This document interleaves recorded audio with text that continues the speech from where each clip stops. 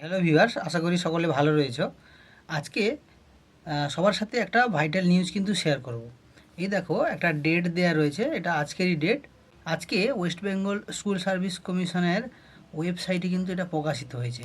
এখানে বলা হয়েছে এই যে আমাদের সেকেন্ড এসএলএসটি যেটা রয়েছে, যেটা চলছে, সেই প্রসেসটা কিন্তু ডিপেন্ড করছে আমাদের এই যে হাইকোর্টের যে কেস নম্বরটা রয়েছে দেখো, এবং ক্যান নাম্বার সমেত দিয়ে রেখেছে এর উপর। আমাদের বলছে যদি এই মামলাটা সমাপ্ত হওয়ার আগে রেজাল্ট ডিক্লেয়ার হয়ে যায়, তারপরে যদি হাইকোর্টের রেজাল্ট আসে, সেই হাইকোর্টের রেজাল্টের উপর কিন্তু ফাইনালি সিলেকশান প্রসেসটা কিন্তু নির্ভর করবে, ঠিক আছে? সুতরাং যদি এখনও কোনোরকমভাবে কোনো ইন্টারভিউ হয়ে যায় বা রিক্রুটমেন্টের জন্য ফাইনাল প্যানেল লিস্ট প্রকাশ হয়ে যায়, কিন্তু হাইকোর্ট থেকে যদি সিগন্যাল আসে নেগেটিভ, তাহলে কিন্তু ওইটা ফাইনাল বলে গণ্য হবে না, হাইকোর্টের রায়ই ফাইনাল বলে গণ্য হবে, ঠিক আছে?